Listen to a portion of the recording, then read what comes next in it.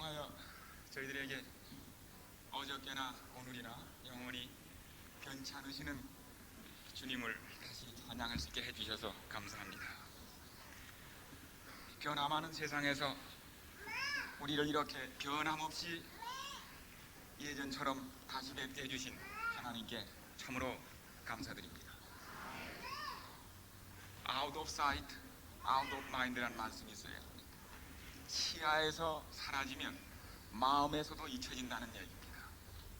참 시야에서 사라진 저를 다시 잊지 않으시고 또 이렇게 이 특권스러운 자리에 서도록 다시 불러주신 우리 동종원 합회와 또 여러분께 진심으로 감사드리며 또 하나님께 감사드립니다. 역사적인 서기 2000년의 마지막 10년인 마지막 데케이드가 그 첫 해가 시작된 지 벌써 절반인 6월이 넘고 있습니다.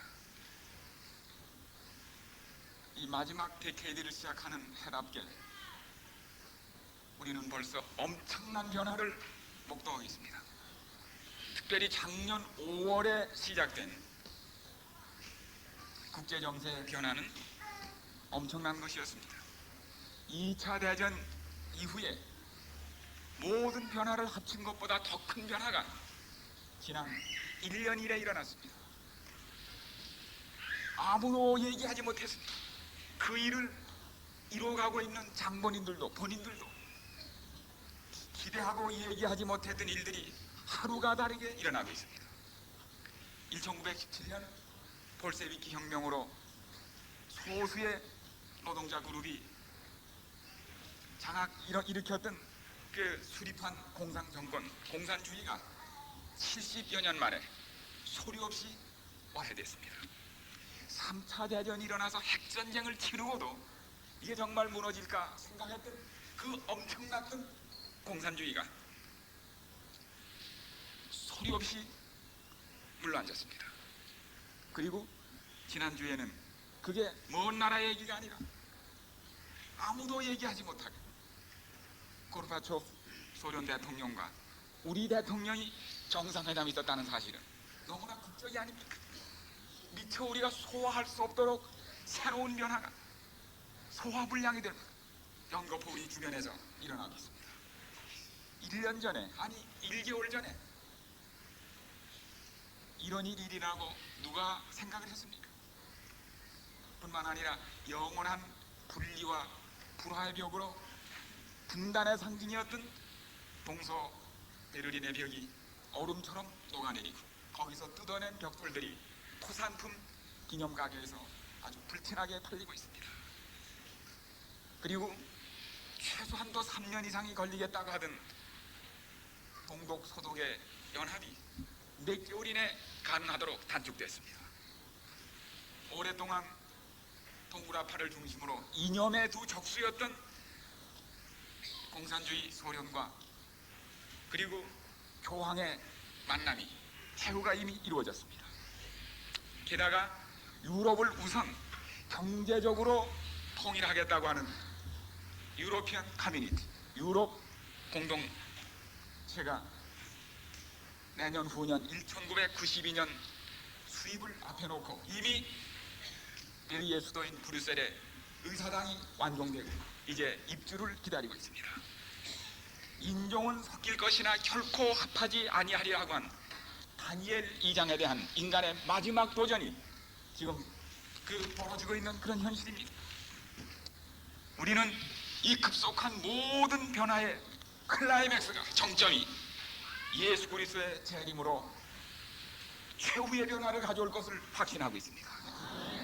비탈을 굴러내리던 돌이 마지막에 가면 그 가속도로 더욱 빨라지듯이 우리는 너무나 급속한 마지막 변화를 우리 눈앞에서 목도하고 있는 것입니다. 그런데 이런 엄청난 박해 변화에 대처하는 우리 교회와 각 사람의 입장은 오늘 어떻습니까? 변화를 거절하면 자멸합니다. 변화를 거절하든지 변질하든지 우리는 둘 중에 하나를 택합니다. 변화를 거절하면 변질합니다. 온 세상은, 온 나라는 이런 갑작스러운 변화에 대처하기 위하여 무서운 노력으로 살아남기 위하여 안간힘을 다하고 있습니다. 정부기관, 산업체, 학술단체 어느 하나 구태의연한 것이 없습니다. 그들은 밤에 잠자지 아니하고, 정부 직원들은 이 모든 위기와 사태를 통해서 일회례로 근무하고 밤잠 자지 않고 이 급속한 변화에 대처하기 위하여 안간힘 다하는 것을 보지 않습니까? 산업체들이 그렇게 합니다. 아무것도 안 하는 것은 변질을 의미하며 자멸을 초래한다는 사실을 우리는 지금처럼 절실히 느끼할 데가 없다는 사실입니다.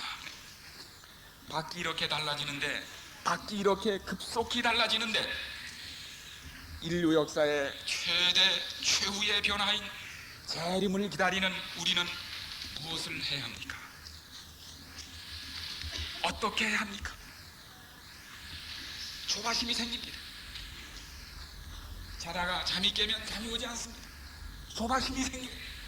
뭘 해야 합니까? 어떻게 해야 합니까? 이 엄청난 변화가 우리에게 무엇을 의미합니까? 무엇을 요구합니까? 지금 교회가 할 일은 엄청납니다. 우리는 그것을 다스리는 은사를 맡으신 종들에게 위임하고 있고 기대할 뿐입니다.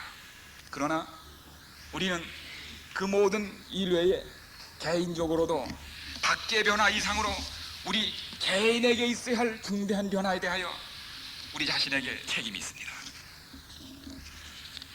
이번 우리는 이를 위하여 여기 모였습니다. 우리 때마침 열린 우리 동중하나회 제5의 평신도 신학은 평범하지 않은 모임이라 확신됩니다. 독특한 이유와 필요와 목적을 가진 비범한 모임일 수밖에 없습니다.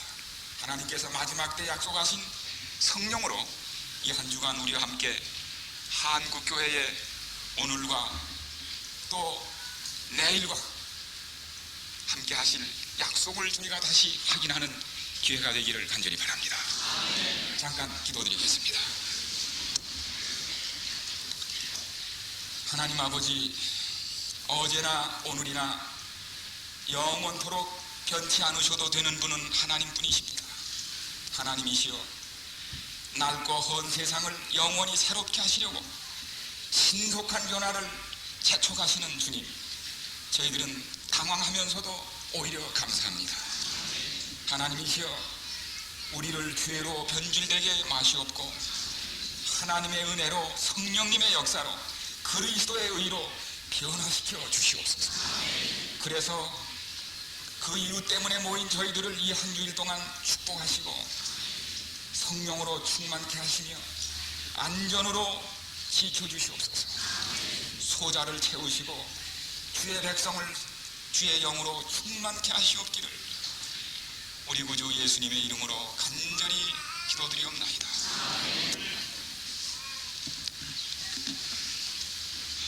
이런 때 무슨 말씀을 드려야 할까, 무슨 기별이 적합할까, 참으로 얼마나 큰 마음의 부담이 되는지 말할 수 없습니다. 오늘 특별히 이 분유한 세상에 힘겹게 사는 여러분들이 이 복잡한 참 교통 숲을 뚫고 이렇게 발 디딜 틈 없이 가득 차게 모이신 이 모습을 저희가 더 경험하면서 그런 부담이 제게 더욱 강렬하게 느껴집니다.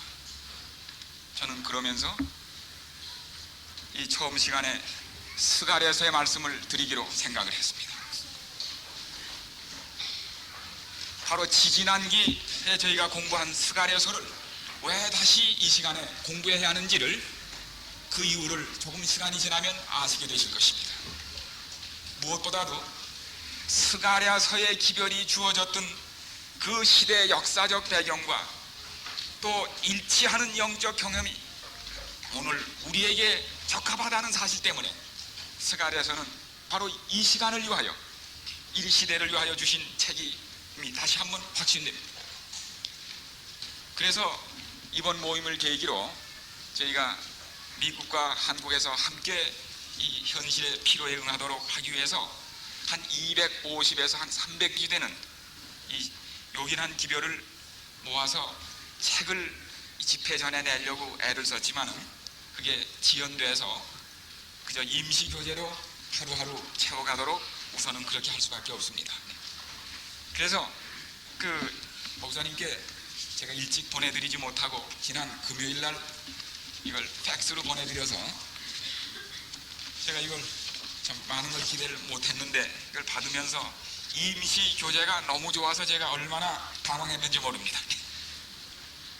그래서 주야가 바뀌어서 어리둥절한 데다가 교재까지 그래가지고 제가 얼마나 지금 어리둥절한지 모릅니다.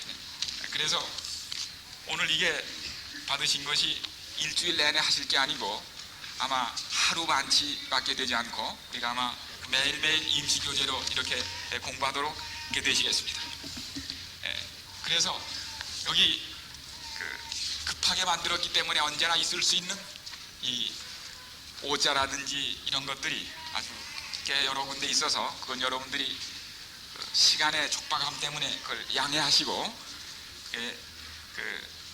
고쳐가시면서 저와 함께 있도록 그렇게 이해해 주시기 바라고, 이제 곧 이어서 저희가 아마 미국에 들어가기 전에 책이 나와서 여러분들이 여기에서 다루지 않았던 많은 것들을 직접 가지시고 다룰 수 있도록 그렇게 준비하겠습니다. 여기 스가랴서와 마지막 백성의 경험, 그것이 기원전 520년에 주어진 이 스가랴서의 기별이 오늘 이 마지막 사는 우리 백성들의 경험과 어떻게 일치하고 무슨 하나님의 기별이 있는지를 찾는 것은 얼마나 요긴한지 모릅니다. 먼저 이 스가랴서가 주어진 역사적 배경을 이해하면 바로 그것을 깨닫게 됩니다. 우리 유다 나라가 멸망할 무렵에 하나님의 심정을 잘 드러낸 눈물의 선지자 에레미야가 그렇게 애원했지만 마침내 그 모든 애원도 쓸데없이 하나님의 백성 유다 나라는 예언한 대로 70년 동안의 그 정해진 포로 사르기를 위하여 제1차 포로가 기원전 605년에 시작돼서 다니엘이 포함된 1차 포로가 시작됩니다. 그런데 하나님의 계획은 70년 만에 그들을 돌이키기로 계획했어요. 여러 번 바벨론에게 이 사실을 알렸지만 바벨론이 거부하자 하나님께서는 돌이킬 수 없고 양보할 수 없는 구원의 계획을 이루시기 위하여 539년 10월 13일 밤 소리 없이 바벨론을 한밤 동안에 멸망시켰습니다. 하나님의 큰일은 조용히 이루어집니다. 하룻밤 사이에 무너졌습니다. 그리하여 여기 나온 대로 539년 8년에 걸쳐서 임시로 메대왕 다리오의 통치가 시작되고, 이때 다니엘은 70년 포로가 찾은 것을 자기의 나이를 손으로 꼽으면서 18살에 왔던 자기 나이가 8순이 넘고 바로 70년 포로 기간이 다 된 것을 깨닫고, 그가 하나님의 약속이 이루어지도록 다니엘서 9장에 나오는 간절한 기도를 드릴 때 사단은 이 기도를 막기 위하여 사자굴을 열어놓은 것이 바로 그 해에 일어난 사건입니다. 다니엘이 다니엘 9장의 기도를 드리고 있었습니다. 다리오 원년 성소의 회복을 위하여 기도를 드리고 있었습니다. 사단이 제일 두려워하는 것이 성소에서 생기는 사건입니다. 하나님의 백성이 성소에서 생기는 사건을 알면 사단의 모든 권세와 죄의 모든 효력이 되뜨려지기 때문에 성소 회복을 위하여 드리는 다니엘의 기도를 막기 위하여 다니엘 6장의 사건이 같은 해에 일어났습니다. 바로 그 기도를 드렸기 때문입니다. 그러나 하나님의 도우심으로 다니엘이 살아나오자 이 사실은 즉시 고레스에게 알려주고, 인상받은 고레스는 그가 왕이 되던 537년 그 첫 해 제1차 석방령을 내려서 오히려 사단의 계교를 하나님의 섭리를 이루는데 돌려버립니다. 그를 사자굴에서 건지신 요 하나님을 고레스는 두려워한 것입니다. 그리하여 537년 1차 석방령이 내리고 536년 유대인들은 마침내 유대로 귀환함으로 정확히 몇 년 만에요? 70년 만에 하나님의 계획이 정확하게 이루어지는 놀라운 성취를 보게 되는 것입니다. 네. 말씀하신 것이 정확하게 이루어졌습니다. 70년 만에. 그러나 돌아간 사람은 너무나 적어서 자리 잡지 못하고 참으로 고향 이 하나님의 뜻을 생각하던 약 5만여 명의 사람들만이 5만 명쯤의 사람들만이 돌아가는 그 중에 스가랴 1인 2세 포로에서 태어난 스가랴가 끼어서 돌아갑니다. 그러나 가서 제단을 쌓고 제사를 시작한 전 지대를 노려는 그 첫 번 노력이 시작되면서 우리 사마리아를 비롯한 주변에서 방해가 일어나 이 성전 건축이 지연되기 시작합니다. 그러다가 530년 BC에 유대인의 은인이었던 고레스가 별것 아닌 시시한 전쟁에 나갔다가 전사하고 말았습니다. 그리하여 그의 아들인 캄비세스 2세가 즉위했는데 인기가 없었어요. 아버지만 갖지 못했습니다. 그때 저 이집트하고 싸울 일이 생겨가지고 그가 지금 이집트 원정을 나가야 하는데 자기가 인기가 없다는 걸 알고 그의 형제가 바르디아라고 하는 형제, 스메르디스라고 하는 형제가 있었는데 자기보다 인기가 있어요. 혹시 먼데 전쟁에 나갔다가 자기가 없는 사이에 구태다가 일어나서 정권이 뒤집혀서 못 돌아올 가능성이 많습니다. 그래서 아무도 모르게 동생을 죽이고 떠났습니다. 형제를 죽이고 떠났습니다. 그 애굽에 가서 거기 바로가 죽고 거기도 세왕이 들어서는 틈에 전쟁에 이겨서 꽤 재미를 보는 중에 본국에서 소식이 들려왔는데 자기가 몰래 죽이고 떠난 동생, 이 사실을 깨달은 가우마타라는 사람이 자기 동생, 죽인 동생을 가장하고 진짜 동생이 가짜 동생이 나타났습니다. 그래가지고 정권을 잡아가지고 페르시아를 상당한 부분의 지지를 받고 새로운 정부가 들어선 것입니다. 제일 두려워하던 일이 진짜 일어난 겁니다. 가짜가 들어선 겁니다. 그리하여 급히 돌아오는 중에 시리아에서 이 캄비세스 2세 고레스의 아들이 아마 심장마비인지 속이 상했는지 자살인지 급속히 죽어버렸어요. 이래가지고 온 세계는 가짜에 의하여 다스려지게 돼버렸습니다. 이 가짜가 들어서면서 성전 건축은 완전히 중단되고 유대인들은 성전 건축을 설도던 유대인들은 절망에 빠져버렸습니다. 그런데 이 선왕의 먼 친척이었던 다리우스 장군이 다시 구태타를 또 일으켰어요. 이렇게 가지고 7개월 만에 가짜 스메르디스 이 가짜 왕을 제치고 그가 왕이 된 것이 다리우스 1세입니다. 다리오입니다. 여기 나오는. 그리하여 그가 왕이 된 지 제2년째 되는 522년 BC 모든 반란군을 진압하고 정세가 안정되자 여기 520년 BC 다리우스 1세에 의하여 국내 정세가 평된지라 하나님께서는 학개와 스가랴를 일으켜서 성전 건축을 재촉하는 기별을 이때 전하기 시작하십니다. 바로 이때입니다. 그리하여 먼저 학개에게 기별이 그해 6월 달에 이르러서 여기 연거푸 기별이 왔습니다. 급한 기별이 왔습니다.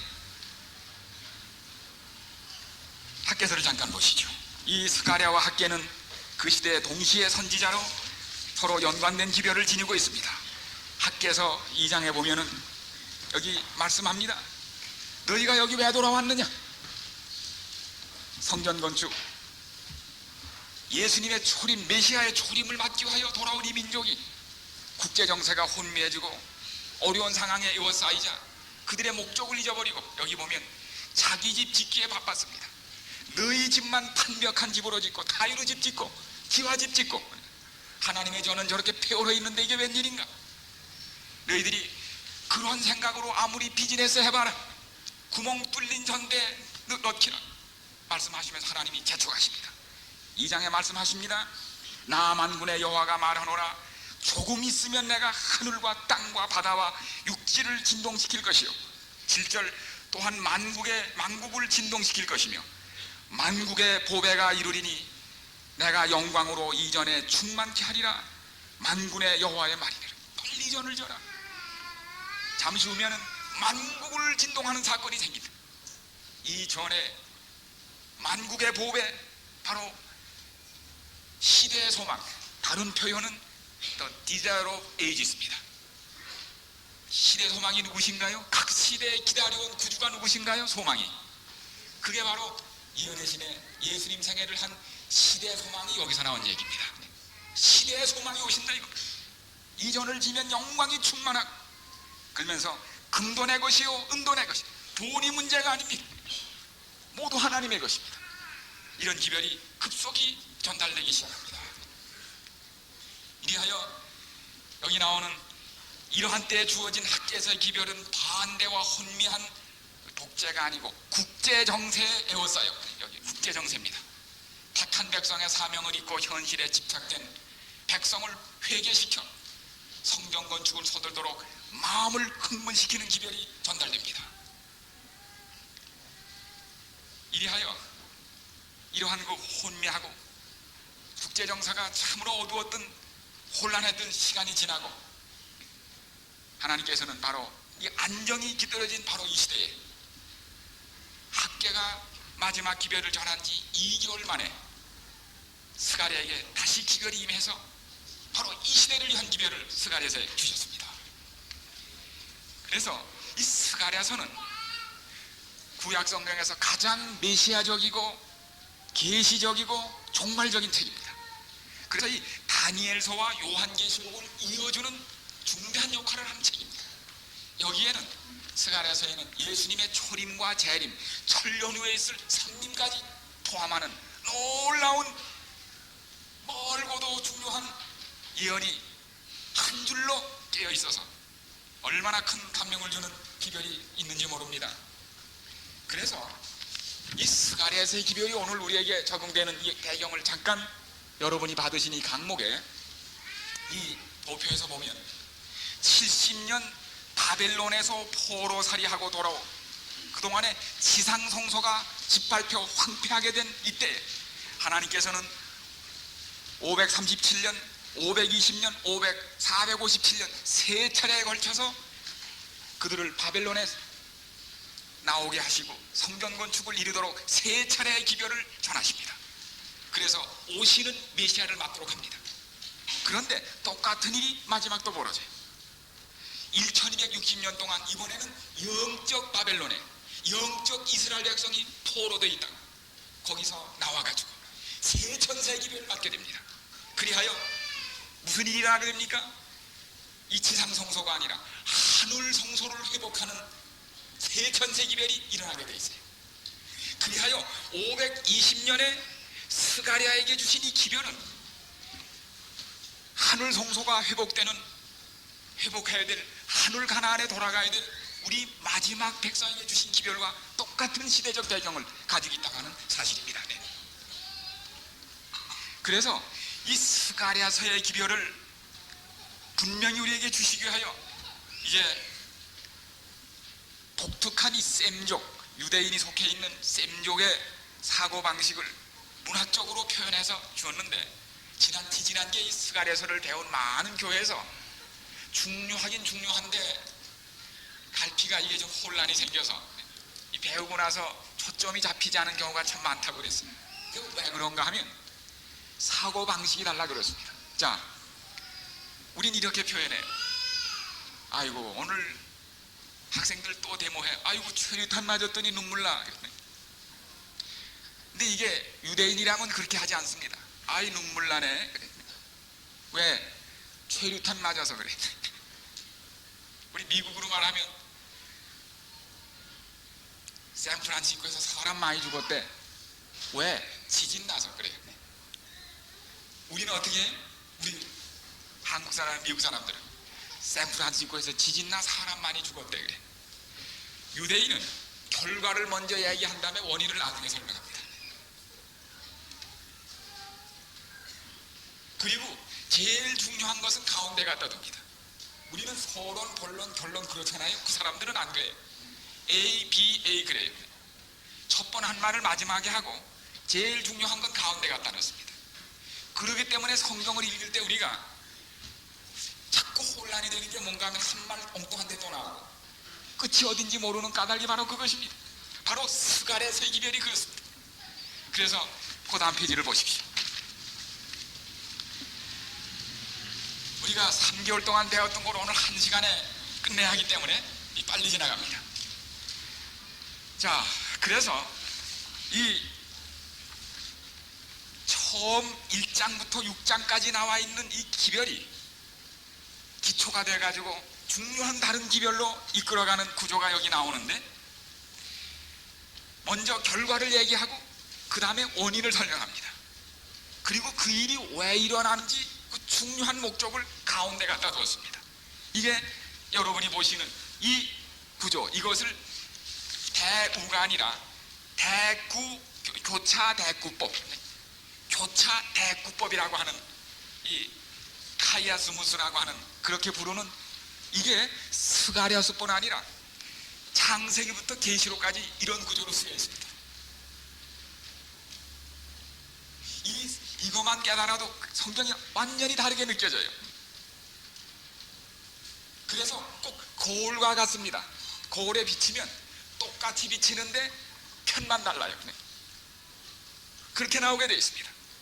그래서 자, 여기 보시면 첫째, 스가랴가 밤에 연속적인 8번의 계시가 1장부터 6장까지 나옵니다. 8번의 밤 계시가 나오는데, 이 첫 번에 뭐에 나오는가 하면 그 1장 7절로 17절에 보면 무슨 첫 번째 계시가 무슨 계시였습니까? 네 말과 탄자들이 등장합니다. 그런데 이 사람들은 누구냐고 물었더니, 여기 보십시오. 스가랴서를 펼쳐서 보시면 누구냐고 물었더니 10절 11절에 보면은 이는 여호와께서 땅에 두루 다니라고 보내신 자들이니라. 이들이 누군가 하면 말 탄 자들은 메신저들입니다. 도로 사방을 다니다가 무슨 일이 일어났는지를 보고 돌아온 사자들입니다. 이 지금 화석류 사이에서 말씀하는 여호와의 사자는 예수 그리스도입니다. 근데 그들이 무슨 보고를 하는가 하면, 돌아와서 11절 보십시오. 그들이 화석류 나무 사이에 선 여호와의 사자, 즉 예수 그리스도에게 돌아온 보고를 하면서, 우리가 땅에 두루 다녀보니 온 땅이 평안하여 정원하더이다. 평화가 드디어 왔습니다. 평화 보고를 드린 겁니다. 평화가 왔다는 소식들. 이게 어느 해예요? 다리오 왕 2년입니다. 지금 그동안 뭐 있었습니까? 국제정세가 혼미하고 정부가 뒤집혀가지고 어떻게 됐어요?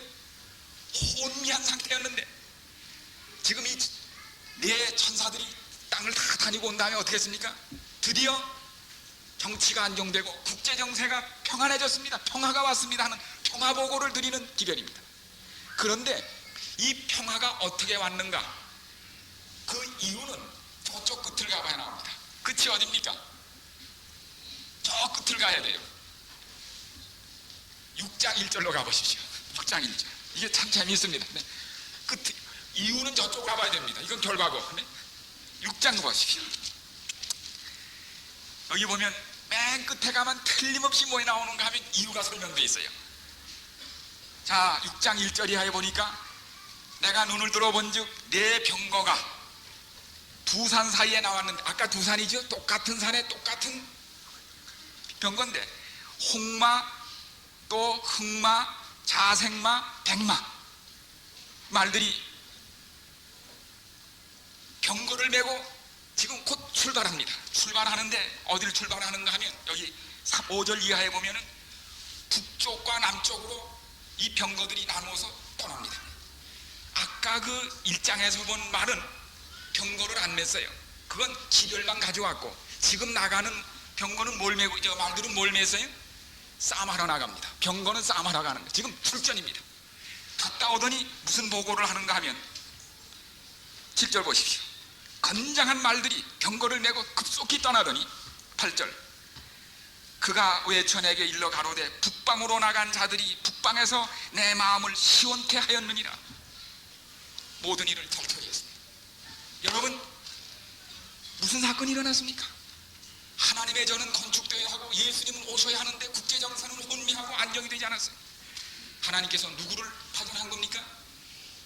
바람을 잡는 네 천사를 파견한 겁니다. 그 정세가 혼미한 북쪽과 남쪽, 에집트와 페르시아 그쪽으로 파견했습니다. 파견해서 어떻게 했어요? 전국을 안정시킨 것입니다. 그 다음에 일장에 와서 보고하는 겁니다. 모든 바람을 잡았습니다. 바람을 잡았으므로 지금은 무슨 때예요? 바람을 잡았어요. 무슨 때입니까? 평화가 왔어. 왜 온 평화입니까? 지금까지 16년간이나 미루었던 성전을 빨리 중건하고 메시아 맞을 준비하라는 바로 그 평화를 마련해 주신 것입니다. 여러분, 이 일이 마지막 때 다시 반복되는 것입니다. 요한계시록 7장에 보면 다시 우리는 그 네 천사를 또 다시 봅니다. 네 천사가 땅 사방에서 뭐 하고 있어요? 바람을 잡고 있는 병거를 맨 네 천사를 보는 겁니다. 여러분이요, 이번에 동부 소련에서 우리나라에서 일어난 이 모든 평화가, 이번 평화야말로 인간이 한 것이 하나도 없습니다. 부시 대통령도 자기 한 게 하나도 없다는 거예요. 저절로 이루어진 평화입니다. 그러나 이것은 저절로가 아니라 하나님이 병거를 보내신 겁니다. 병거를 파견하신 겁니다. 우리가 영적 눈이 뜨였더라면 하늘에서 병거를 메고 나갔던 바람 잡는 천사들이 소련에 몰려들고 동부에 몰려들고 사방에 몰려든 것을 눈으로 볼 것입니다. 그리고 지금쯤은 예수님께 보고했을 겁니다. 평화가 오고 있다고 하는 사실입니다. 여러분이요, 오늘 우리가 지금 맞이하고 있는 이 평화는 마지막 시대가 임박한 지금의 중대한 사건을 위하여 하나님이 값비싼 대가를 치르고 마련한 임시 잠깐 동안의 평화라는 사실을 기억하셔야 합니다. 바로 스가랴서에서 그걸 보여준 겁니다. 평화를 보고 하는 천사가 끝나자마자 평화가 왔다는 이야기와 함께 스가랴서 1장에 보면은 빨리 70년이 찼으니까 빨리 벌써 지났어요. 너무 늦었어요. 그러므로 여기 1장에 보면 70년이 되었는데 어떻게 이렇게 일이 되지 않느냐, 빨리 진전시키라는 사실입니다. 여러분, 우리가 2300주야 그 마지막 예언의 때를 지나고 너무 오래 지체됐습니다. 하나님께서 이 마지막 사업을 신속히 끝내시기 위하여 16년간이나 지체됐던, 돌아가고도 아직 이루어지지 않은 성전의 회복을 위하여 국제 정세에 개입하심으로 이 놀라운 일을 이루신 것처럼 바로 지금 우리를 위하여 그 일을 이루고 계시는 때인 것입니다. 그러므로 우리가 스가랴서에서 오늘의 국제 정세를 이해하게 되고 이때 우리가 무엇을 해야 될 것을 한눈에 알게 되는 기별이 여기에 포함되어 있는 것입니다. 그 다음에 둘째, 밤의 계시가 뭡니까? 네 뿔이 나옵니다. 저 뿔이 무엇이냐고 물었더니 그래요. 이 뿔은 내 백성을 해친, 바벨론으로 포로가 되게 하고 나라를 망하게 한 그러한 뿔들이라고, 적대 세력이라고 합니다. 그랬더니 누가 나옵니까? 톱이야, 요새 말하면 톱과 끌과 도끼를 가진 네 장인들이 와가지고 저 뿔을 어떻게 하라고요? 뿔을 자르라는 겁니다. 이들이 하나님의 일을, 계획된 일을 하는 걸 방해하지 못하도록 뿔들을 베어버리라는 겁니다. 여러분, 하나님께서 그동안 이 복음 사업이 진전되지 못하도록 막았던 여러 뿔들은 세력들입니다. 공산주의 뿔을 꺾어버리고 인간적 장벽을 부숴버리고 뿔들을 자르고 계십니다. 지금 뿔들이 잘린 겁니다. 지금 인간이 자른 뿔이 아니에요. 미국이 자른 뿔이 아닙니다.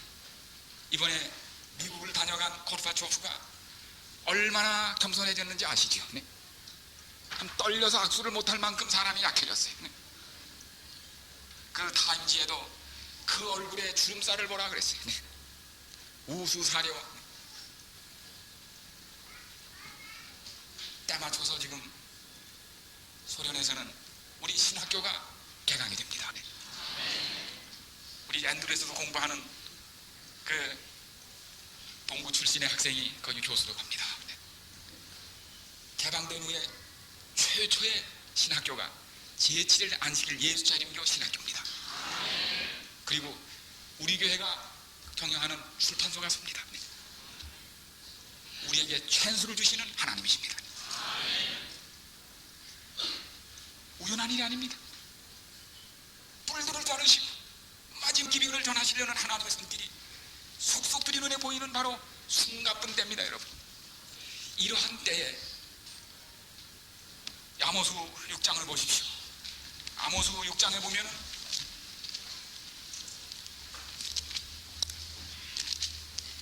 화 있을진저 시온에서 안일한 자와 사마리아 산에서 마음이 든든한 자 곧 열국 중 우승하여 유명함으로 이스라엘 족속이 따르는 자들이여, 이러한 때에 하나님의 시온에서 안이한 자들은 화 있다고 말씀하십니다. 여러분, 지금은 안위에 빠져 있을 때가 아니라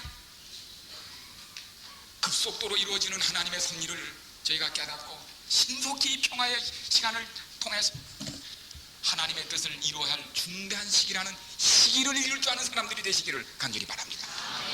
안위해서는 안 됩니다. 무사 앉아있는 태도를 취해서는 안 됩니다. 시온에서 안위를 추구하는 자에게 화 있을진저, 지금은 일할 때입니다. 시기를 읽어야 할 때입니다. 평화는 오래가는 평화가 아닙니다. 잠시 지나가는 평화입니다. 가까스로 얻은 평화입니다. 그런데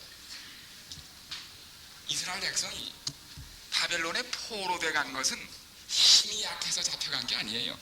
원인은 딴 데 있어요.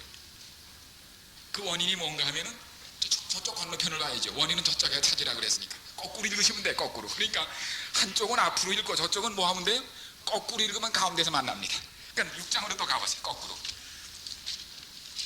그 원리로 성경을 읽으시면 모든 게 풀려요. 수련해서 다시 보세요. 우리 아까 6장에서 병거 봤으니까 그 앞으로 와보십시오. 그 앞에 오면 뭐이 나오는가 하면 에바에 실려가지고 말에 실려서 어디로 가는 여자가 나옵니까? 신할 땅 바벨론으로 옮겨가는 여자가 나옵니다. 신구약 성경에서 여자는 누굽니까? 교회입니다. 하나님 백성입니다. 말은 뭔가 하면 되는 겁니다. 달아보니 부족해요. 하나님 백성이 본토에서 달아보니 부족한 백성이 되었습니다. 범죄했습니다. 우상 섬겼습니다. 그래서 말에다 넣어가지고 어디로 옮겨요? 바벨론의 포로로 보내는 겁니다. 신할 땅은 바벨론 아닙니까? 그들이 바벨론의 포로돼 간 건 군사력이 약해서가 아니라 그들의 범죄 때문에 달아보니 부족해서 올라간 겁니다. 그 원인이 나와요. 그 다음에 다시 이쪽 위에 세 번째 청량줄을 가니, 그러더니 세 번째 계시에 뭐에 나오는가 하면 줄을 잡은, 청량줄을 잡은 사람이 줄을 띄우는 겁니다. 예루살렘 밖에다가. 그게 뭐 하는 거냐 물었더니 지금 예루살렘 성전을 중건하기 위하여 우리 공사하자면 줄 띄워야 되잖아요. 줄 띄우는 중이라. 그랬더니 그거 성 쌓지 말라고. 왜냐하면 지금 성 쌓으면 이 예루살렘이 사람이 너무 많고 번영해가지고 막 사람이 흘러 넘칠 텐데 성을 쌓으면은 그게 성이 이 사람을 감당 못하기 때문에 성을 쌓지 말라는 겁니다. 이 성이 없으면 불안하지 않습니까? 걱정하지 말라고. 여호와께서 이 성을 지키는 불성벽이 될 것이라고. 이스라엘이 돌아온 유대인들이 하나님께 헌신하고 순종했더라면 예루살렘 성벽을 쌓을 수 없도록 넘치고 번영했을 것이며, 하나님이 그 불성벽이 되셔서 모든 원수를 지켜주심으로 참으로 번영하고 부강한 나라로 하나님의 뜻을 이룰 허락이 주어진 것입니다. 어떤 축복을 주시려고 계획하셨는가 하면 자로 잴 수 없는 축복을 주려고 했습니다. 영어로는 unmeasured blessing입니다. 잴 수 없는 축복을 주시려고. 자로 재지 말라 이거. 내가 주려는 축복은 자로 재서는 안 돼. 잴 수 없는 축복을 주려고 하니까 성 쌓지 말라 이거. 그런데 저쪽 건너편에 가보세요. 저쪽 건너편 그 다음에 가면 이쪽엔 또 뭐에 나옵니까? 거꾸로 읽으시면 된다고 그랬지요. 요번에는 뭐에 나오는가 하면 두루마리가 나와요. 두루마리. 성경이 나옵니다. 언약의 두루마리 나오는데 거기엔 무엇 있는가 하면 길이가 20큐비트요 폭이 10큐비트, 즉 자로 잰 두루마리가 나옵니다. 반대가 나와요. 근데 두루마리가 보니까 휙 돌더니 어디로 가요? 도적질 하는 사람의 집에 가서 막 화를 선언하고 잘못한 집에 들어가서 전부 저주를 선언하는 것입니다. 이게 뭔가?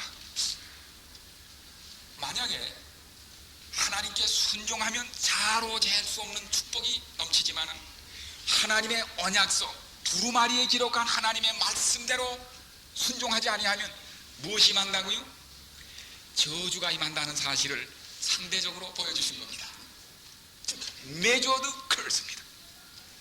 이미 측정된 저주입니다. 왜 이 기별을 주셨습니까? 유대인들이 왜 성전 건축에 이렇게 맥이 빠지고 열성이 없었는가 하면 좀 흥이 나질 않았어요. 옛날 애굽에서 나올 때는 참 떠들썩한 게 참 좋았습니다. 보니까 앞에 가는데 뭐에 나타나요? 낮에는 구름 기둥이 막 돌고 불 기둥이 밤에 나타나고 홍해를 건널 때는 물이 쫙 갈라지고 애굽 사람들이 물에 싹 빠져 죽고 그 눈에 다 보여서 참 힘이 났는데 이번 제2의 출애굽인 바벨론에서 나올 때는 하늘에 뭐도 없고요 구름 기둥도 없고 밤에 불 기둥도 없고 홍해도 안 갈라지고 그래서 하나님이 이번에는 관심이 없어졌나 보다. 하나님도 지치셨나 보다. 성경이 맥이 없어진 것 같아. 옛날엔 참 하나님이 성의가 있으셔서 구름도 띄우시고 밤에 횃불도 들어주시더니 하나님이 지치실 거야. 이런 때 하나님께서는 스가랴 사카라야 뜻이 뭐라고요? 스가랴라는 말은 야훼라는 야흐와 히브리 말에 기억하다는 말이 자카르입니다. 여호와는 기억하신다 그 뜻이에요. 나 안 잊어버렸어 그겁니다. 네. 하나님은 기억하신다. 적절한 이름으로 선지자를 보내신 것입니다. 그리고 여전히 뭐이 살아있어요? 두루마리에 기록한 하나님의 축복과 저주의 모든 하나님의 언약을 변치 않게 액티브 활동한다는 것을 계시로 보여주신 겁니다. 막 날아다니면서 활동하는 것입니다.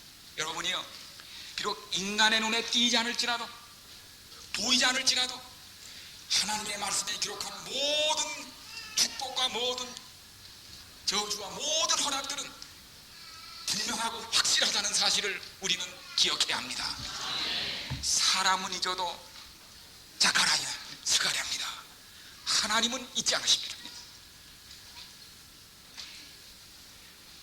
이와 같이 해서 이 모든 이스라엘에 대한 계획이 여기 나온 다음에 맨 가운데는 누가 나옵니까? 대제사장 여호수아와 다윗의 왕위의 계통인 통치자 스룹바벨이 나옵니다.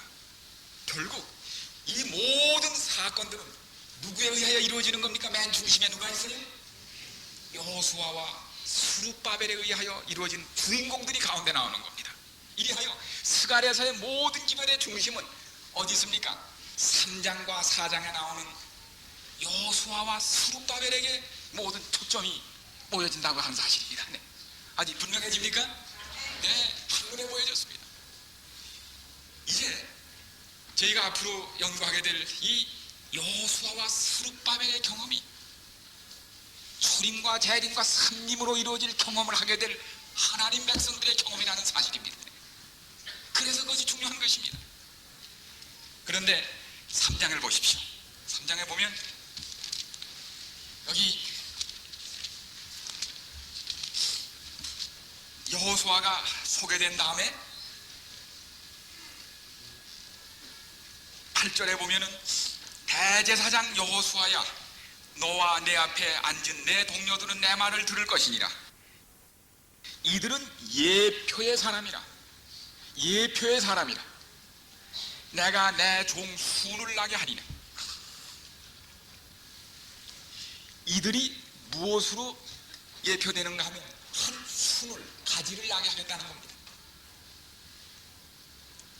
이 성경에서 순, 가지는 누구였습니까? 예수 그리스도였습니다. 이사야 11장 1절에 보면 보라 다윗 이새의 가지에서 한 모이나요? 싹이 줄기가 난다. 그분 누굽니까? 예수 그리스도. 이사야 53장 2절에 보면 그는 마른 땅에서 나오는 뭐 같다고 그랬어요? 순. 이 순은 예수 그리스도를 상징했는데 초림 때 오시는 약한 순, 인성을 쓰신 부러지는 순, 예수님을 순이라고 그랬어요. 왜요? 부러져요, 약해요, 마른 땅에서 올라와요, 볼품이 없어요, 순이 나옵니다. 이것은 초림하신 예수 그리스도를 상징한 것입니다. 그 다음에 거기 보니까 또 뭐 나옵니까? 여호수아 앞에 세운 돌을 보라. 한 돌에 7눈이 있느니라. 돌은 누굽니까? 성경에서 돌은 언제 오시는 예수님입니까? 다니엘 2장에 보면 재림하실 때는 돌로 오십니다.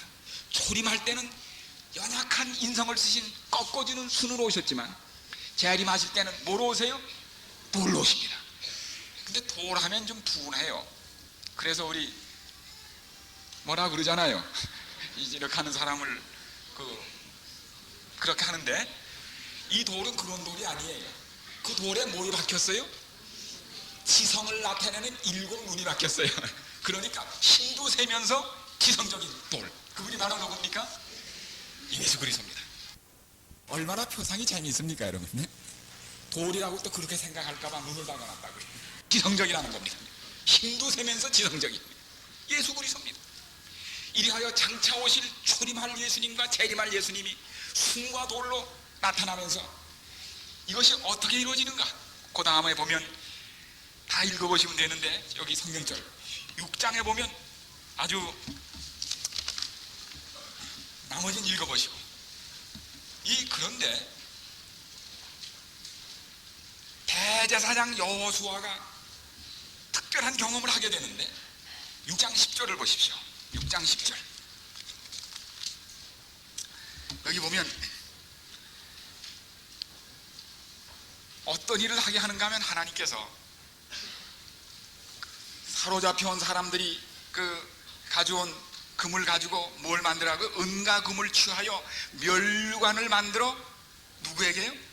여호수아의 아들, 여기 여호사닥의 아들 대제사장 여호수아의 머리에 금관 왕관을 만들어 씌우고 이르기를 만군의 여호와께서 말씀하시되 보라, 순이라 하는 예수님입니다. 초림하는 예수님, 순이라 이름하는 사람이 자기 곳에서 돋아나서 초림하십니다.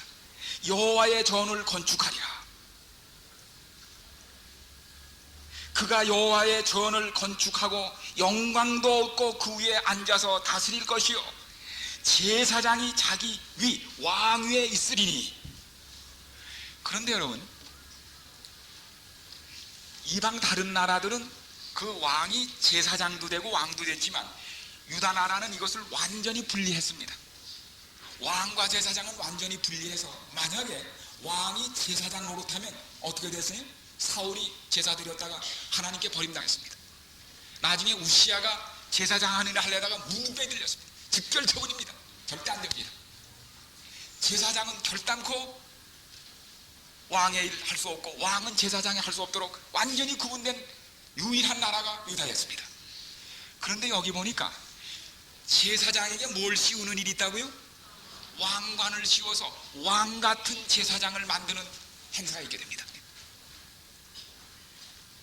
예수님은 이 땅에 수도 오셨습니다. 제사장. 그런데 이분은 어떤 분이에요? 왕같은 제사장으로 마침내 초림과 함께 예수님이 왕같은 제사장으로 나타나실 것을 여기 표상한 것입니다.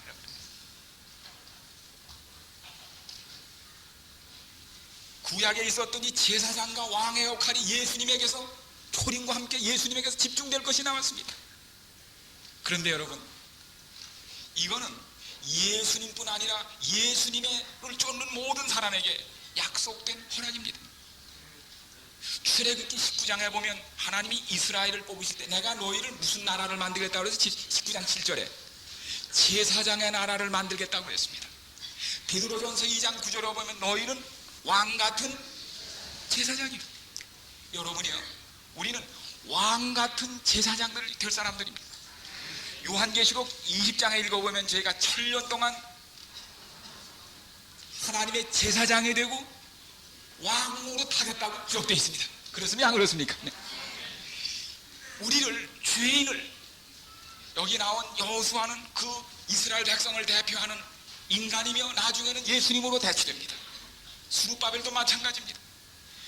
죄인인 우리를 예수님께서 어떻게 왕 같은 제사장으로 만드셔서 자기와 함께 같은 보좌에 앉게 하시는 그 섭리가 스가랴서에 나와 있는 것입니다. 죄인인 우리를 왕 같은 제사장으로 만드셔서 예수 그리스도와 함께 하늘의 영광에 참여하도록 하는 섭리가 스가랴서에 나와 있다는 사실입니다. 그것이 바로 무엇인가 하면 흰 옷을 입히고, 이게 이제 저희가 다음 시간들에 할 것들입니다. 흰 옷을 입히고 동시에 뭘 꽂아요? 성령의 능력을, 성화를 상징하는 감람류 기름을 꽂음으로 스룹바벨 왕 같은 능력을 가지고 제사장의 옷을 입고 나가는, 의로이 옷 입고 죄를 이기는 힘을 가진 백성으로 만드는 섭리가 바로 거기 나와 있는 것입니다. 죄인을 부르사 왕 같은 제사장이 되게 하시는 섭리를 여기서 제가 보게 되는 것입니다. 그 일을 위하여 예수님이 일을 하신 것입니다. 자, 그리하여 마침내 여기 9장에 보십시오. 자, 우리 벌써 많이 지나갑니다. 여기 다 자세히 나와 있기 때문에. 그리하여 7장 8장에 보면은 벌써 우리 5페이지, 과거의 죄악을 반복하지 말고 돌이켜 온전히 순종함으로 하나님의 약속이 이루어질 수 있는 조건을 이루게 될 때 이스라엘 백성은 왕 같은 제사장이 되어 영광을 누리게 될 것을 약속했지만, 이제 드디어 스가랴 9장입니다. 벌써 우리 9장에 나와 있어요. 이 모든 일을 이루실 순, 연약한 순인 예수님이 마침내 도단하시고, 그분은 순처럼 오셔서 초림 때는 어떻게 하셨습니까?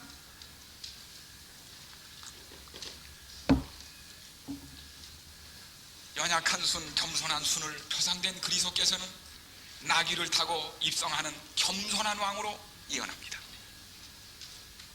그리하여 여기 마태복음 21장을 읽어보십시오.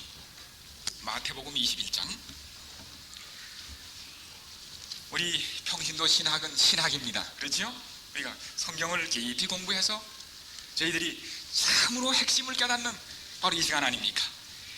21장 1절, 저희가 예루살렘에 가까이 와서 감람산 벳박에 이르렀을 때 예수께서 두 제자를 보내시며 이르시되 너희 맞은편 마을로 가서 곧 매인 나귀와 나귀 새끼가 함께 있는 것을 보리니 풀어 내게로 끌고 오너라.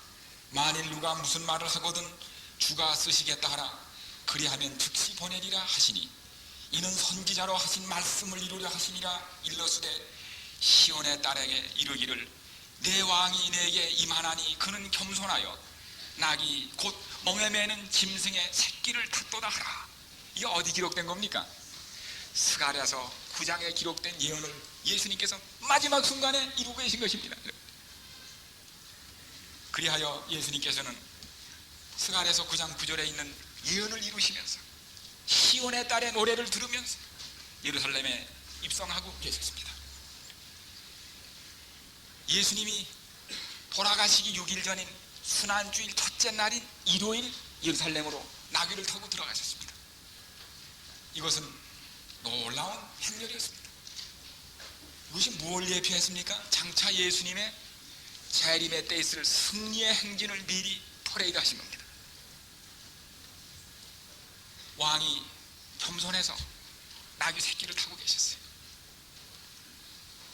호위병들은 누구였습니까?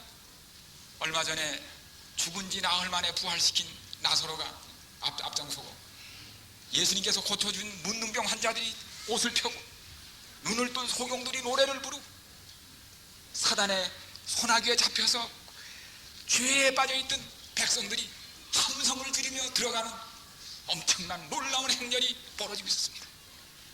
마지막 이 행렬은 예수님께서 6천여 년간 사단의 포로 아래서 상하고 고통당하고 상실됐던 백성들을 찾아서 하늘 예루살렘으로 향하실 놀라운 승리의 행렬을 미리 보이신 겁니다. 그들을 왕같은 제사장을 만들어 하늘 보좌로 이끄시는 행렬이 그날 미리 예표로 보여주신 엄청난 일이 그날 벌어진 것입니다. 그런데 예수님이 이 행렬이 감람산에 이르러서 그 벳박에 기슭에 멎었을 때 장면은 달라졌습니다. 너무나 잘 아시는 대로 예수님께서 누가복음 19장에 기록한 대로 거기서 예루살렘 성을 보시며 흐느껴 오시는 장면이 거기 나옵니다. 왜냐하면 10장 11장에 순으로 오시고 왕이 되기 위하여 그들을 다스려서 이 엄청난 해방과 번영과 축복을 약속으로 오신 이 구주를 그들이 어떻게 했습니까? 11장 여기 보면은 하나님의 계획은 빗나가고 있었습니다. 이스라엘 백성의 목자들인 영적 지도자들은 백성을 그릇된 신앙으로 오도하며 흩어지게 했습니다. 그리하여 오신 메시아를 만나게 해주는 대신에 양떼를 흩어지게 만들었습니다. 바로 그것이 10장 11장에 나옵니다. 예수님께서 마지막 우시면서 뭐라고 그러셨어요? 암탈기 병아리를 그 날개 아래 모음같이 내가 너희를 모으러 왔는데, 같이 쓰려고 왔는데 너희가 나를 이렇게 죽인다. 마지막 비탄해 하시던 그 모습이 이미 10장 11장에 나타나고 있습니다.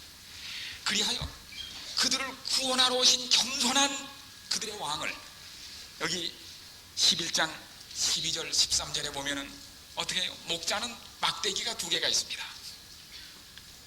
이 막대기가 2개인데 이 그들을 보호하는 지팡이와 적에게서 그들을 지켜주는 막대기가 있어요. 시편에 보면 그거 나오죠. 주의 지팡이와 막대기가 나를 안위하시나이다. 11장에 읽어보면 이 백성들이 거짓 영적 지도자의 말을 듣고 마침내 두 작대기, 지팡이와 작대기가 다 꺾어집니다. 여기 나오는 대로 이리하여 목자가 양떼를 인도하는 지팡이와 보호하는 막대기, 즉 은총, 우총이 아니고 은총과 연약이 아니라 연락의 막대기가 모두 부러집니다. 그들을 보호하러 오신 작대기가 다 부러져 버려요. 그리고 그들을 건지러 사망의 음치는 골짜기까지 찾아오신 예수님을 종의 죽은 몸값인 얼마에 팔아넘겨요? 은 30냥에 팔을 것이라는 놀라운 예언이 스가랴서 11장 12절 13절에 나옵니다. 바로 예루살렘 성에 승리로 입성하신 나귀를 타고 오신, 순으로 오신 예수 그리스도를 그들이 꺾어버린 것입니다. 그리고 은 30에 팔을 것이라는 것입니다. 예언이 그대로 이루어졌습니까? 안 이루어졌습니까? 놀랍도록 이루어지고 있는 것입니다. 지금 정확하게 이루어지고 있는 것입니다. 그리하여 축복으로 이루어져야 할 조건이 그들의 불순종으로 말미암아 저주 쪽으로 흘러가고 있는 것입니다. 그리하여 여기 12장에 보면은 마침내 예수님은 은 30냥에 팔아넘기고 찔려 십자가에 달려 돌아가시지만은 그들이 찌른 바 그를 바라보고 그를 애통하게 하는 일이 있을 것이라고 했습니다. 그러나 예수님의 십자가는 헛되지 않아서 예수님의 찔림을 바라보는 십자가를 보는 사람들의 마음에 뭘 일으키겠다고요? 회개를 일으킴으로 마침내 예수 그리스도의 죽으심이 헛되지 않게 하는 사실을 미리 여기서 보이고 있습니다. 여러분. 비록 은 30에 팔려서 종의 값으로 돌아가시고 그가 그 백성을 건지러 한쪽 손에는 지팡이로 한쪽 손에는 막대기로 오셨지만 다 불러버렸어요. 막대기 지팡이 다 뺏기고 몸은 은 30에 팔려서 찔려 돌아가셨지만, 찌른 바 그를 보고 찔려 돌아가셨지만 그 죽음은 헛되지 않아서 찌른 바 그를 바라보고 애통하는 마음이 일어나겠다는 사실입니다. 여러분, 우리가 예수님의 오늘 말씀드린 대로 찌른 바 예수님을 바라볼 때 우리 마음에 애통하는 마음이 생기고 주님께로 나가게 만들 놀라운 허락이 이미 스갈에서의 약속되다는 사실입니다. 이와 같이 십자가의 찔림을 당하여 돌아가신 그리스도를 바라봄으로써 마음에 찔려, 사도행전 2장에 나온대, 회개하지 않은 사람들은 재림의 날 각인의 눈이 그를 보겠고 그를 찌른 자들도 볼 때, 여러분 십자가를 바라볼 때 우리 마음에 찔리지 않는 사람은 마지막 예수님이 재림하실 때 그들이 찌른 자를 보게 될 것입니다. 십자가를 바라볼 때 우리 마음에 큰 찔림이 있게 되기를 바랍니다. 그리하여 애통하는 마음으로 주님께 나아갈 때 그를 찔렀던 사람도 구원하시는 주님의 놀라운 사랑을 우리가 여기서 체험하는 것입니다. 마침내 13장 마지막 장으로 들어갑니다.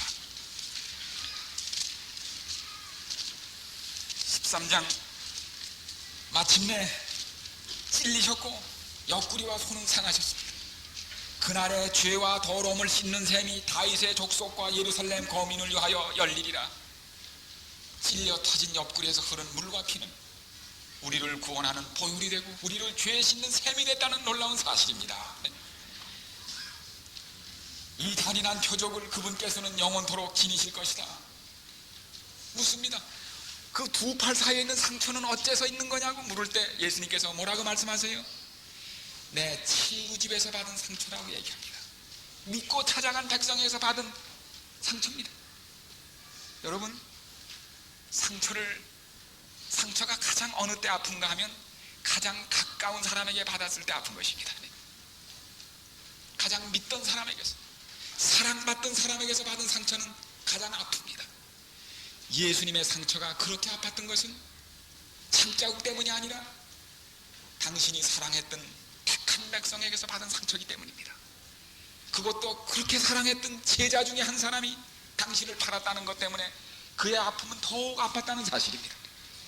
내 친구 집에서 받은 상처라는 아픔을 호소하는 예수님의 그 말씀이 여기 6절에 기록되어 있지 않습니까? 이리하여 찔린 옆구리와 못 박힌 손발은 구원의 근원과 기초가 되었다. 그리하여 이를 거절한 다수 3분의 1은 마침내 멸절을 당하지만 그 효용을 받아들인 소수 3분의 1은 거기 남으리라고 8절에 말씀합니다. 다는 회개하지 않지만 남은 무리가 있어서 3분의 1은 회개하여 그 찔린 창자국을 통하여 구원에 이르는 죄의 씻음을 받고 새로운 백성이 태어날 것을 거기 말씀한 것입니다. 자, 이리하여 14장입니다. 이제는 마지막 장입니다.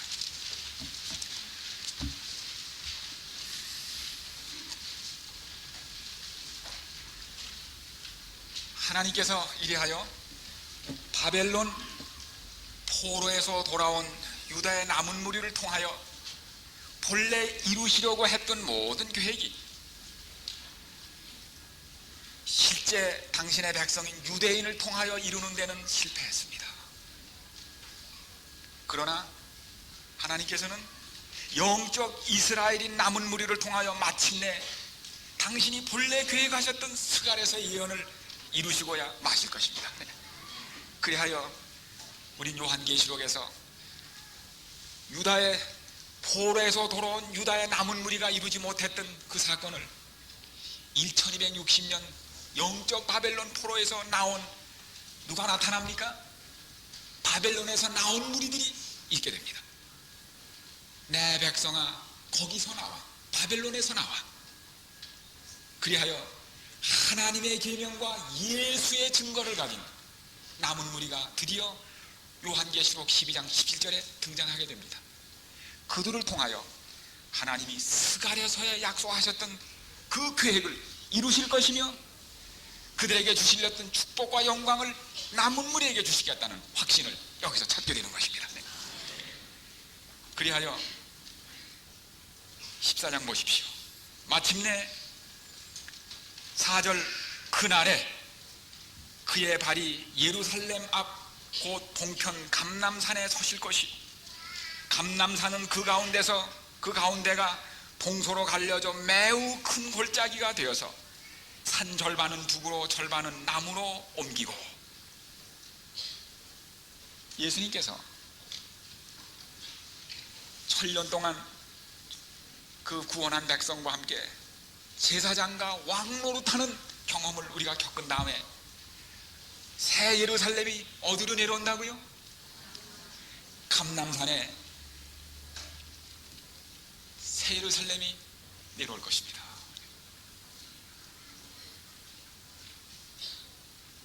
예수님이 누가복음 19장에 보면 그 감람산에 대한 얘기와 마지막 입성의 얘기가 나오는데 19장을 한번 마지막 살펴보십시오. 누가복음 19장 28절, 예수께서 이 말씀을 하시고 예루살렘을 향하여 앞서서 가시더라. 감람원이라 하는 산의 벳바게와 베다니에 가까이 왔을 때 제자 중 둘을 보내서 나귀를 가져오게 하신 다음에 나귀를 타고 입성하시는 장면이 거기 나옵니다.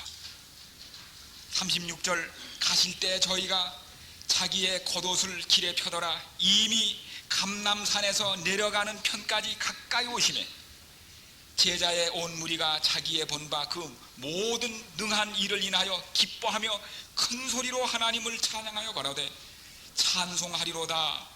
주의 이름으로 오시는 왕이여, 하늘에는 평화요 가장 높은 곳에서는 영광이로다 하니. 감람산 그 장엄한 행렬이 감람산을 넘어서 비탈길에 쓰였을 때 예수님은 그 자리에 우뚝 서셨습니다. 예수님께서 이 감람산을 남다른 추억을 가지고 계세요. 마지막 승천하실 때도 시온산에서, 이쪽 건너편인 시온산에서 승천하지 않으시고 어디서 승천하셨어요? 감람산에서 승천하셨습니다. 지금도 그 예루살렘에 가보면 예수님이 승천하셨다고 생각하는 곳에 교회당 이런 조금 도움을 짓고 예수님이 발을 밟았다고 생각하는 아이가 아직도 있어요. 거기에 촛불을 켜놓고 사람들이 만져보고 또 보게 합니다. 혹 그 자리가 아니었어도 분명히 예수님께서 감람산에서 승천하셨습니다. 예수님이 감람산을 잊지 못하십니다. 마지막 예수님께서 여기 나오는 대로 다윗의 도성이 있는 시온산도, 성전이 자리 잡은 모리아산도 이 영광을 받지 못하였다. 이 산으로부터 그는 하늘로 올라가셔야만 하였다. 그가 다시 오실 때에 이 산 꼭대기에 그의 발이 머무는 것이다. 바로 이 감람산에서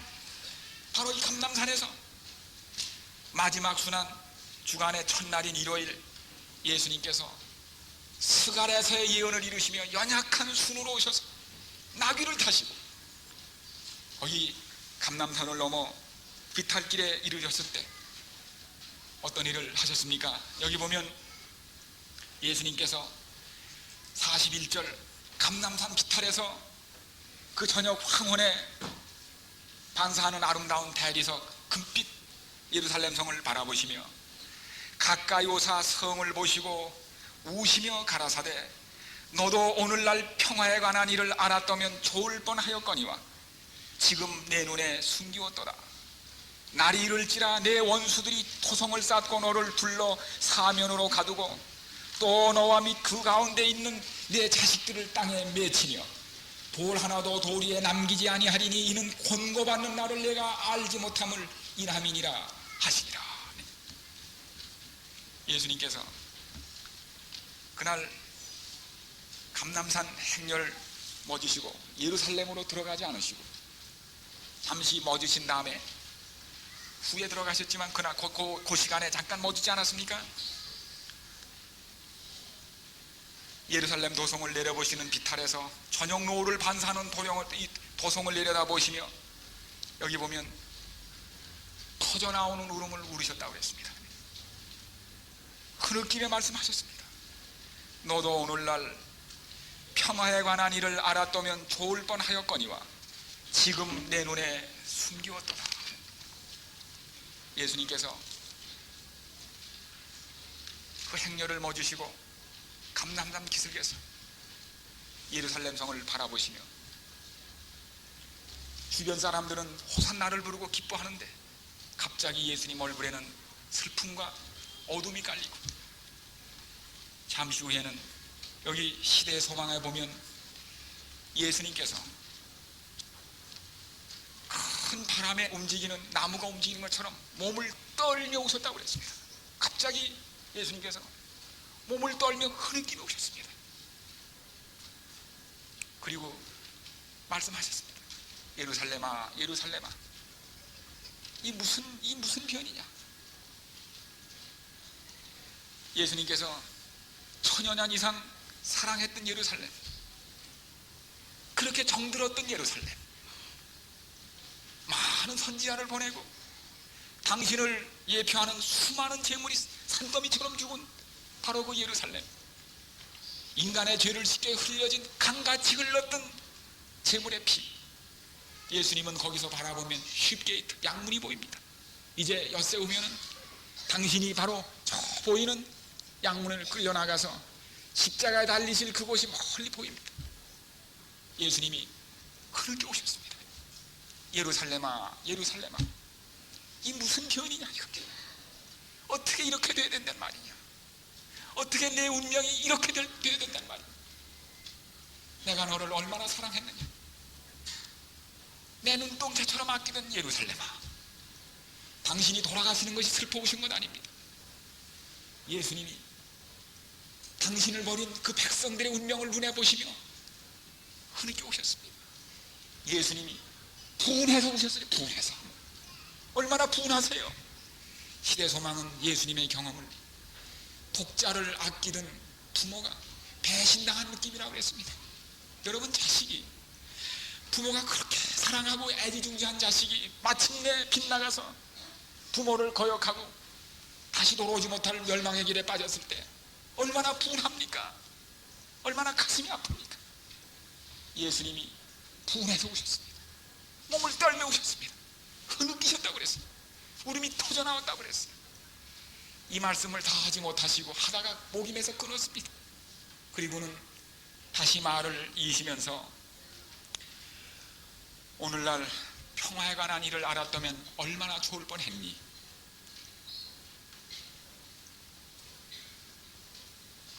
행렬이 감람산 고개에 머물러 있는 동안은 아직도 예루살렘이 회개하기에 너무나 늦은 것은 아니었다. 그때 은혜 천사는 공의와 급히 다가오는 심판에게 자리를 내어주려고 그의 날개를 접고 황금 보좌에서 걸어 내려가려고 한다. 그러나 그리스도의 위대한 사랑의 마음은 아직도 그의 자비를 조소하고 그의 경고를 멸시하고 당신의 피로 저의 손을 더럽히는 예루살렘을 위하여 아직도 울고 계시는 것입니다. 예수님은 그 감람산 위에서 여기 기록된 대로 네가 만약에 나를 거절하지 않았더라면 스가랴서에 약속한 모든 약속이 이루어졌을 그 예루살렘입니다. 지금 저 예루살렘에는 로마 군인의 깃발이 날리지 않았을 것입니다. 저 신음소리가 들리지 않았을 것입니다. 그리고 예루살렘부터 평화의 비둘기가 온 세계로 퍼질 것이었습니다. 이 백성은 제사장의 나라가 돼서 온 세상에 복음을 나누는 선교사 국가가 됐을 것입니다. 영광이 하늘에 이루고 이 땅에서라도 예수님과 함께 왕과 제사장의 나라로 누릴 수 있었다는 사실입니다. 그 엄청난 영광을 앞에 놓고서 스가랴서의 약속을 앞에 놓고서 당신은 예언된 대로 순으로 오시고 나귀를 타고 오셨는데 이 왕을 맞을 백성은 준비가 되지 못한 것입니다. 이 순을 꺾어버린 것입니다. 팔아버린 것입니다. 찌른 것입니다. 순을 꺾어버린 것입니다. 그들의 희망은 꺾어진 것입니다. 개인과 민족의 운명은 꺾어진 것입니다. 꺾여진 순 예수님이 감람산 기슭에서 울고 계셨어요. 분해서 울고 계셨어요. 안타까워서 울고 계셨습니다. 여러분, 옛날 그 비참한 운명을 예고받은 유대인의 역사를 아시죠? 그 후에 어떤 일이 일어났는지. 순을 꺾어버린 유대인의 운명, 찌른 유대인의 운명이 예수님이 그것을 바라보며 오셨습니다. 예루살렘의 멸망도 보시고 600만이 죽은 2차 대전에 천국도 보셨을 것입니다. 모든 역사를 바라보시며 흐느끼신 것입니다. 그런데 여러분이요, 옛날 유대인에게 스갈에서 약속했던 그 놀라운 왕같은 제사장의 특권이 이제는 누구에게 왔습니까? 여러분과 제게 왔습니다. 마침내 예수님은 감람산에 다시 쓰실 것입니다. 수고야 마십니다. 예수님이 한이 맺히셨어요. 마지막 상림하실 때 꼭 그 자리에 다시 한번 서기를 바라시는 겁니다. 예수님이 한 맺힌 분이에요. 정말 상처받은 분이에요. 한을 푸시러 오시는 것입니다. 여기 스갈에서의 마지막 경험입니다. 하늘의 초막절에 이르기 전에 이 땅에서 보내는 마지막 절기는 무엇입니까? 대속절입니다. 우리 옛날 이스라엘에 7절기가 있지 않았습니까? 그 봄절기는 예수님의 초림으로 날짜와 시간까지 정확하게 이루어졌습니다. 가을절기는 예수님의 뭡니까? 재림입니다. 나팔절은 시작돼서 재림운동이 시작됐고, 지금은 무슨 절기입니까? 1844년부터 무슨 절기예요? 대속죄일입니다. 대속죄일이 끝나면 7월 15일부터 할리가는 무슨 절기입니까? 초막절인데, 이 초막절은 어디 가서 지키게 돼 있어요? 예루살렘으로 가 지키게 돼 있어요. 이 땅에서도 예루살렘에 모여야 합니다. 집을 떠나야 합니다. 초막절은 무슨 기념인가 하면 출애굽을 끝난 다음에 출애굽을 회상하는 절기입니다. 마지막 구원받은 백성이 하늘 예루살렘에 가서 지키는 절기가 뭐라고요? 요한계시록 7장 읽어보십시오. 구원받은 무리들이 흰 옷을 입고 뭘 흔듭니까? 종려나무 가지를 흔듭니다. 그리하여 초막절에는 물잔치합니다. 그들이 광야에, 메마른 광야를 지날 때 바위를 터뜨려 물을 먹이신 그 하나님의 자비를 생각하며 물잔치하고, 밤이면 불잔치합니다. 그 어두운 사막에서 불기둥으로 인도하셨던 그걸 회상하는 겁니다. 그리고 뭘 먹는가 하면 새과실을 먹습니다. 우리가 하늘에 가면 생명과 새과실을 먹게 될 것입니다. 하나님이 우리에게 장막을 치시리니, 요한계시록 7장에 나오는, 우리는 하늘에 가면 장막절을 지키게 됩니다. 이 땅에서 보내는 마지막 절기가 뭐라고요? 대속죄절입니다. 대속죄절 끝나면 해방을 알리는 희년의 나팔이 불고, 속박에서 풀린 백성은 울며 불며 환성을 지르며 하늘 예루살렘으로 가는 승천이 있을 것입니다. 스가랴 14장을 보십시오. 스가랴서에 나온 마지막 절기가 무슨 절기라고요? 초막절입니다. 얼마나 정확합니까, 여러분? 스가랴 14장 여기 보면 16절, 예루살렘을 치러 왔던 열국 중에 남은 자가 해마다 올라와서 그 왕 만군의 여호와께 숭배하며 초막절을 지킬 것이라. 만국이 모여 뭐 한다고요? 이번에는 이스라엘만이 아니라 천하 만국 중에 그 왕 만군의 여호와께 숭배하러, 경배하러 예루살렘에 올라오지 아니하는 자에게는 비를 내리지 아니할 것이다. 만국이 모여 지키는 초막절이 예고됐습니다, 여러분. 그리하여 스가랴서는 기원전 520년 다리오 왕 2년부터 초림과 재림과 무엇까지 예고했습니까? 삼림까지 예언한 놀라운 책입니다, 여러분. 그런데 그것이 어떻게 이루어졌습니까? 여기 보십시오, 도표를. 바로 이 대구법에 의하여 이루어진 걸 통해서 가운데를 꿰뚫어가는 수룹바벨과 여호수아를 통하여 이루어지는 놀라운 약속인 것입니다. 이것이 이루어졌습니까? 안 이루어졌습니까? 순으로 예수님이 오셨습니까? 그 다음에 나귀를 타고 들어오셨습니까? 찔려서 친구에게 찔려 돌아가셨습니까? 은30에 팔렸습니까? 죄악을 씻는 셈이 터졌습니까? 이젠 뭐만 남았습니까? 뭐만 남았습니까? 감람산에 다시 서신 이들만 남았습니다. 우리는 하나님의 나라에서 대속죄를 마친 백성들이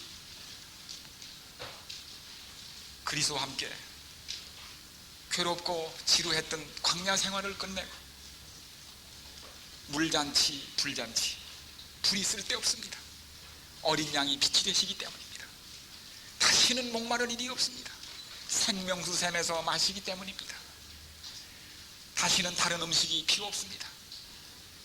달마다 과실이 맺는 생명나무의 과실이 거기 생명강가에 둘러서서 있기 때문입니다.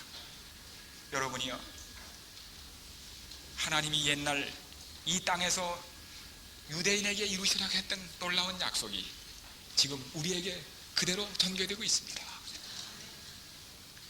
모든 예언은 이루어졌습니다. 다시 예수님이 감람산에 서실 것입니다. 수구야 마실 것입니다. 예루살렘을 내려다보시면 너무 분하셔서 몸을 떨며 흐느끼던 예수님이 그 한을 부시게 하여 다시 감람산에 서실 것입니다. 그리고 당신의 죽음이 헛되지 않았다는 것을 거기서 확신하실 것입니다. 우리가 거기서 주님을 만나야 하겠습니다. 주님과 함께 다시 감람산에 서야 하겠습니다. 주님이 아무도 이해하지 못하는 그 울음을 혼자 울으시던, 아무도 예수님의 울음을 이해하는 사람이 없었습니다. 그 좋은 날 왜 오시는지 몰랐습니다. 몸을 떨며 흐느껴 오시던 주님, 예루살렘아 예루살렘아 너희들을 모려왔는데 이 무슨 짓이냐, 이 무슨 변이냐. 사랑하는 여러분이요,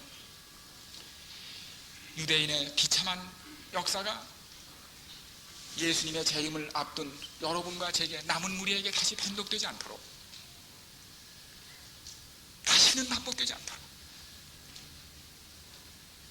오늘 이번 우리가 보내는 이 여름에 이 기회가 우리의 소망을 확실히 하는 기회가 되기를 간절히 바랍니다.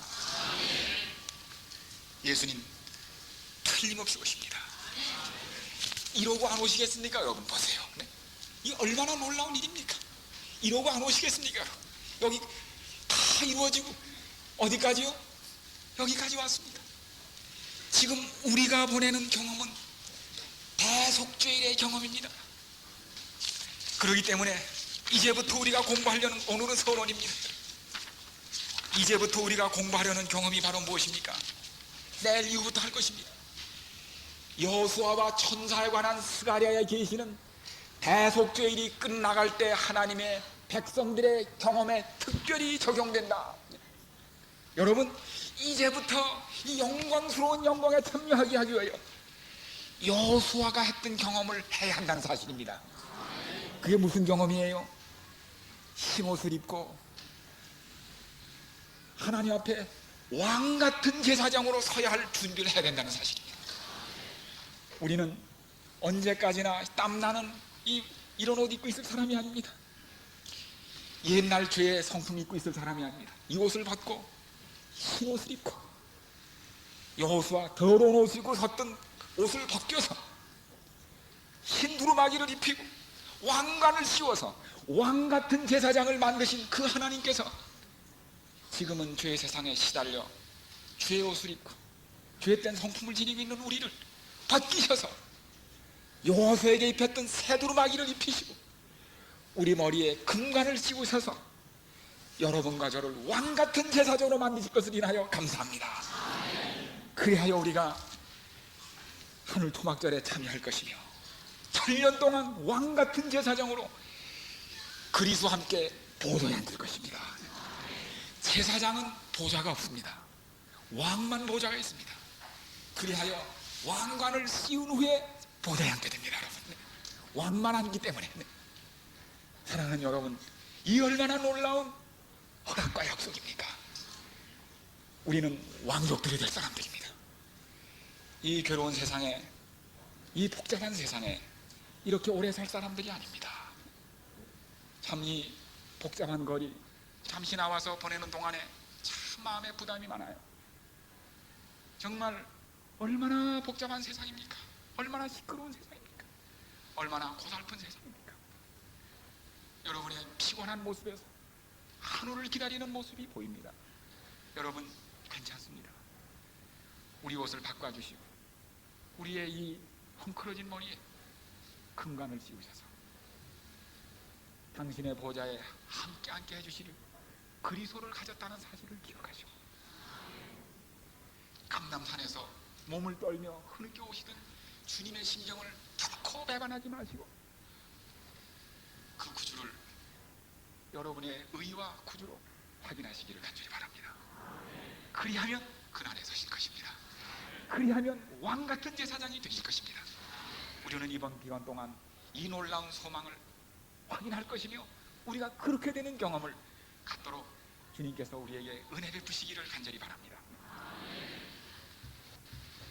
세상 사람들은 최후의 중대한 위기를 앞에 두고서 마치 홍수전의 사람들처럼 향락에 열중하여 관능의 욕구를 추구하고 있다. 목전의 사물과 일시적인 일들에 몰두하여 저희는 보이지 않는 영원한 것을 잊어버리고 있다. 쓰면 없어지는 사물을 위하여서 멸할 수 없는 부를 희생하고 있는 것이다. 저들의 생각은 고상해지고 저들의 인생관은 넓어져야 할 것이다. 저들은 세속적 몽상으로 인한 혼수 상태에서 깨어나야 할 것이다. 그날은 가깝다. 그 교훈을 배우고 그 사업을 마치고 품성의 변화를 일으키기 위하여서는 남은 시간은 너무나 짧다. 여러분, 예수님이 감람산 기슭에서 흐느끼고 울고 계시는 동안 예루살렘 서편의 기운 해가 신속히 넘어가고 있습니다. 오늘날 평화에 관한 소식을 알았다면, 평화에 관한 일을 알았다면 얼마나 좋을 뻔하겠느냐고 우시던 예수님의 탄원이 지금 여러분과 저를 위한 주님의 탄원입니다. 은혜의 시기가 거의 뉘엿뉘엿 지어가고 있습니다. 황혼이 깃들어가고 있습니다. 마지막 주신 평화입니다. 그러므로 여러분이요, 우리를 위해 오시는 흐느끼시는 주님의 그 몸을 떨며 오시던 주님의 분한 마음을, 그 슬퍼하시던 마음을 지금 우리를 위한 슬픔으로 받아들이시고 우리를 향한 그 영원한 영광과 하나님의 허락이 지금 잘만 하면, 지금 회개하고 주님의 약속과 허락을 받아들이기만 하면 여러분과 제 것이 될 수 있음이 분명하다는 사실을 기억하고 이 허락과 약속을 한 사람도 상실하지 않도록 참으로 이번에 헌신하십시다. 자비로우신 주님, 마지막 평화의 시간이 조용히 그러나 신속히 저물고 있는 세상 역사의 황혼에 감람산 기슭에서 저희들을 바라보시며 흐느껴 오시는 예수님의 그 목매인 울음소리를 듣게 하여 주시옵소서. 몸을 떨며 억제하지 못하던 울음을 울으시던 정말 우리를 사랑하시는 주님, 그 주님과 함께 감람산에 다시 서서 주님의 심정을 이해하고 싶습니다. 주님이시여, 이렇게 분명한 약속과 허락을 눈앞에 두고 있다가 없어질 것, 가지고 다 쓰지 못할 것, 세상에 애착을 두고 만족이 없는 세상에 쾌락과 관능적인 욕구 때문에 희생당하는 슬픈 자리에 나가지 않도록 주님이시여 평화에 관한 일을 알게 하여 주시옵소서. 우리에게 주신 이 엄청난 은혜의 시기의 의미를 깨닫게 하여 주시옵소서. 이 시기를 잊지 아니하려고 주님, 만 가지 어려움을 뿌리치고 이 피곤한 저녁 복잡한 길을 헤치고 말씀을 들으러 이 자리에 모여진 주의 백성을 주여 긍휼히 여겨주시옵소서. 그리고 더러운 우리의 옷을 벗겨주시고 변명할 여지조차 없이 묵묵히 서있던 여호수아의 더러운 옷을 입히고 벗기고 흰 옷을 입히셨던 주님이시여, 우리는 저희가 지은 죄에 대하여 변명할 것이 없습니다. 주님 때문에 저희가, 우리의 변명은 주님밖에 없습니다. 우리에게 흰 옷을 입혀주시옵소서. 그리고 우리의 세상살이에 혼미해지고 지친 우리 머리 위에, 주님, 저희들은 자격이 전혀 갖춰져 있지 않지만 감히 주님이 씌워주실 근간을 기대합니다. 주님의 공로 때문입니다. 우리의 머리에 정한 근간을 씌워주시옵소서. 그리하여 주님 오실 때 왕같은 제사장이 되어 주님과 함께 이긴 자들이 앉는 보좌에 함께 앉게 하여 주시옵소서. 우리를 넉넉히 이기게 하실 우리 구주 예수님의 이름으로 탄원하며 기도드리옵나이다.